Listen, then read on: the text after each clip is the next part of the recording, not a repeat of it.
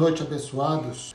No vídeo passado nós falamos sobre a primeira evidência da vinda do Filho do Homem, fim dos tempos na geração dos discípulos. Então, nesse vídeo nós vamos dar continuidade à segunda parte de uma das evidências, que são 4 evidências que nós vamos falar. E nesse vídeo nós falaremos sobre aqueles que estavam vivendo no primeiro século. O título desse vídeo é uma pergunta. Eles estariam vivos na volta de Cristo para aquela geração ou para os nossos dias? Então, meus queridos, uma passagem em particular encontrada em Mateus capítulo 24, verso 24 também, que diz assim: porque hão de surgir falsos cristos e falsos profetas, e farão grandes sinais e prodígios, de modo que, se possível fora, enganariam até os escolhidos.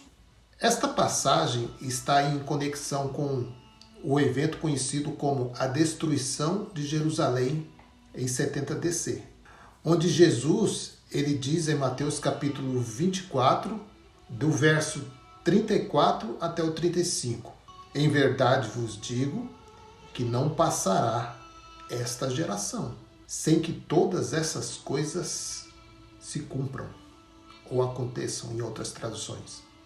O verso 35 diz: passará o céu e a terra, aqui está dizendo aqueles céus e terra, que é o pacto antigo, o pacto antigo passaria, a aliança velha passaria, mas as minhas palavras jamais passarão. Então vemos que todos os eventos que nós já mostramos em outros vídeos, falamos anteriormente a respeito de o fim dos tempos, a grande tribulação, guerras e rumores de guerras, tudo isso estava ligado a todos aqueles eventos daquela época. Por mais, meus queridos, que vemos os mesmos sinais hoje em dia, pode ficar tranquilo, meus queridos, porque eles não têm nada a ver com isso. Abominação da desolação e a vinda do Filho do Homem em poder e glória. A Bíblia diz que todas essas coisas aconteceram naquela geração, antes que aquela geração acabasse. É isso que diz o texto. Então, nós temos que entender os significados da palavra daquele tempo para colocá-las para aquela geração do primeiro século. E também temos em Mateus capítulo 10, verso 23, onde Jesus disse a seus discípulos, disse para quem? Para os discípulos. Quando, porém, vos quem? Está uma palavra, isso é um verbo que se dirige aos ouvintes de Jesus naquela época. Quando vós perseguires numa cidade, fugi para outra, porque em verdade vos digo que não acabareis de percorrer as cidades de Israel antes que venha o Filho do Homem.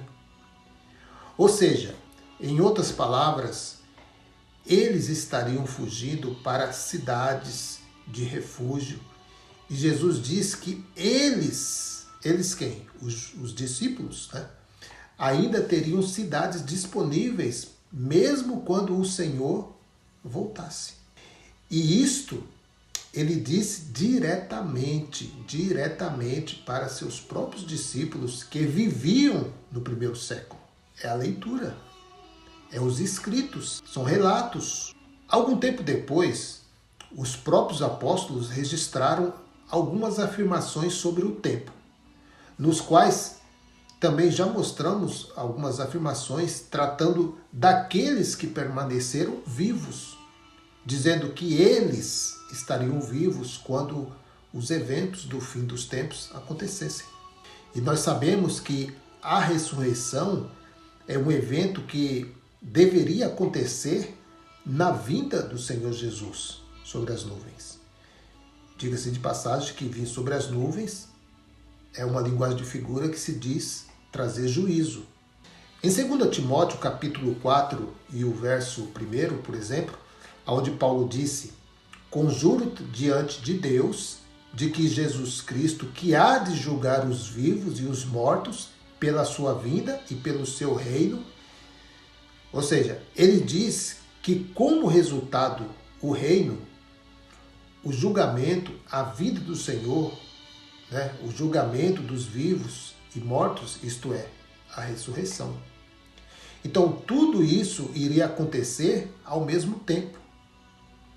Lá em 1 Coríntios, capítulo 15, e o verso de número 51 até o 52, aqui o apóstolo Paulo, escrevendo, ele diz, verso 51, eis que vos digo um mistério, nem todos dormiremos, olha o verbo aí, ó, dormiremos, mas todos seremos transformados, não arrebatados, transformados. Verso 52, no momento, num abrir e fechar de olhos, ao som da última trombeta, do último anúncio, porque a trombeta soará e os mortos serão ressuscitados, incorruptíveis, no reino espiritual de Deus. Não visível, como o sistema religioso espera, né? E nós seremos transformados, não arrebatados, transformados, o Espírito. Aqui vemos Paulo dizer, nem todos dormiremos. Nem todos dormiremos. Bem, quando ele diz isso, o apóstolo Paulo está se dirigindo aos coríntios, que viviam no primeiro século. Ou você já parou para pensar que você é um desses irmãos de Corinto também? Claro que não, meu querido, você é brasileiro, né? Pois bem, eles eram os que estavam lá. E ele diz, nem todos dormiremos. O interessante é que ele se coloca na mesma posição, nem todos dormiremos. Olha aí, ele se coloca no texto, né? Dizendo que os eventos, incluindo a ressurreição, teria lugar dentro do tempo de suas vidas, na qual até o próprio apóstolo Paulo se incluía quando ele dizia, nem todos, né? Nem todos dormiremos, quer dizer, ele e os seus ouvintes. Há uma outra passagem interessante neste contexto, nesta hermenêutica, né? Como os doutores gostam de dizer, hermenêutica, mas especialmente em 1 Tessalonicenses capítulo 4 e o verso de número 15 e também o verso de número 27, no qual Paulo fala novamente, os que ficarmos até a vinda do Senhor, de modo algum precederemos os que dormem. Em outras palavras, ele disse que aqueles que estavam vivos e que permanecessem vivos até a vinda do Senhor, que pelo sistema religioso já passou 2000 anos, né? E mais uma vez, ele mesmo, o apóstolo Paulo, inclui a si mesmo naquela geração, naquele mesmo grupo de cristãos, porque ele mesmo vivia a mesma expectativa de estar vivo para ver. E ainda mais porque ele havia entendido a mensagem de que tudo se cumpriria naqueles dias, naquela geração, sendo tudo consumado para sempre. Ah, irmão Orlando, mas está escrito que nem os anjos, nem o Filho do Homem sabiam o dia nem a hora. Não, o dia e a hora não. Mas a geração, ele deixou bastante visível aqui, que não passaria a geração. Ele não falou o dia, não falou a hora, mas disse não passará a geração. Então fique esperto. Como uma mulher grávida, né? Ela não sabe qual o dia e a hora, mas sabe que é dentro de 9 meses vai acontecer.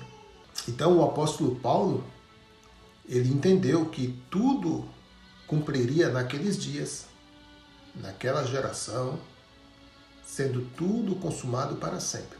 Não para dizer que ele mesmo pessoalmente poderia estar vivo, mas certamente aqueles entre seus companheiros, aqueles que viviam no mundo daquela geração, né? Porque o apóstolo Paulo, na mente dele, na concepção dele, ele iria presenciar, mas ele foi decapitado antes do acontecimento, né? Então, abençoados, dizer que a parousia é para os nossos dias, então, que frustração não viveram aqueles homens. Deram suas vidas por uma falsa expectativa. Isso eu digo diante do ensino futurista, porque em verdade eles viveram esses acontecimentos e cumprimentos também. Eles presenciaram tudo isso. Então, para eles não viveram uma expectativa falsa. Hoje o sistema religioso, hoje essa doutrina do arrebatamento traz uma falsa expectativa, porque eles estão querendo trazer algo que já aconteceu. E eles sempre vão dar datas. Se você puxar aí uma busca rápida aí, você vai ver quantas e quantas datas esses homens que trouxeram essa doutrina do arrebatamento, eles mesmos que trouxeram essa regra de arrebatamento para os dias de hoje, eles mesmos já caíram em contradições várias e várias vezes. E não é só uma vez, duas vezes, não, são várias vezes datas errôneas. E por mais que venham com datas, eles vão se frustrar cada vez mais. Porque, meus queridos, não tem como futurar algo que já aconteceu. Então, meus queridos, temos este apanhado, né, de conjuntos de afirmações que enfatizam que o fim dos tempos estava definitivamente vindo no tempo da geração do primeiro século, na qual o próprio Jesus Cristo prometeu que viria. Ele mesmo prometeu. E ele orientou os seus discípulos acerca disso. Então, vamos aqui a mais um ponto dos escritos do apóstolo Paulo. E esse está em 1 de Coríntios, capítulo 10, o verso 11, que diz: Ora, tudo isso lhes acontecia como exemplo, e foi escrito para aviso nosso. Olha o verbo aqui, nosso, não é nosso aqui. É nosso, o apóstolo Paulo, escrevendo aos irmãos de Corinto. Para aviso nosso, para que são chegados os fins dos séculos. São chegados para quem? Para o apóstolo Paulo e os irmãos de Corinto. Não é para nós. Então, meus queridos, não precisa ir tão longe para dizer que o fim dos tempos veio sobre a geração do primeiro século. Exatamente, mais uma vez, como Jesus prometeu. E no período em que as igrejas vivas e orgânicas existiam, mas não como templo, né? Afirmando o que Jesus disse que seria em Marcos, capítulo 14, verso 58. Vamos ler? Nós ouvimos-lhes dizer: eu derrubarei este templo, o templo físico, né, construído por mãos de homens, e em 3 dias edificarei outro, não feito por mãos de homens.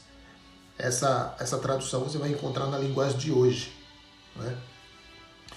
Então é mais óbvio que isto não existe mais, né? Que não existe mais templos ou igrejas, templos físicos depois do 3º dia, hoje em dia. Só existe acreditando nos líderes de hoje em dia. Porque eles dizem: vem aqui na casa do Senhor, vamos buscar Deus no monte, vamos buscar Deus no templo. Eles não entenderam nada. Que depois do 3º dia não tem mais templo físico, acabou. Aquele templo que estava de pé, os dias deles estavam contados. E foi profético que o templo iria cair. E no 3º dia, agora o templo é espiritual. Depois do 3º dia, meu querido, não tem mais templos físicos. Só que isso nós não aprendemos dentro do sistema religioso, porque para eles não é interessante dizer que você não precisa de um templo mais para se achegar a Deus, porque agora é em espírito e em verdade. E isso não sou eu que digo. O próprio Messias disse como seria o comportamento dos filhos de Deus na nova aliança. Mudou, meu querido, o pacto é outro. O pacto é novo, nova aliança, novo casamento, né? E ele fala à mulher samaritana, dizendo: não será mais em locais, montes ou templos. Em outras palavras, o Messias disse: o reino físico, rudimentos elementares, vai passar. Para quê? Para que o reino espiritual seja ativado em nós. E quando ele diz espiritual, não há espaço para coisas físicas, para rudimentos físicos, né? Esses rudimentos elementares que eles querem trazer para os dias de hoje, né? E como será? Em espírito e em verdade. Então, aqui nós concluímos na segunda evidência da vinda de Jesus naquela geração, a dos discípulos, e no próximo vídeo nós vamos falar sobre a ação do Espírito Santo nos últimos dias, né? Esse será o título do nosso próximo vídeo. A ação do Espírito Santo nos últimos dias. Amém, abençoado. Obrigado pelo carinho. Graça e paz a todos e até o próximo vídeo, se assim o Eterno nos permitir.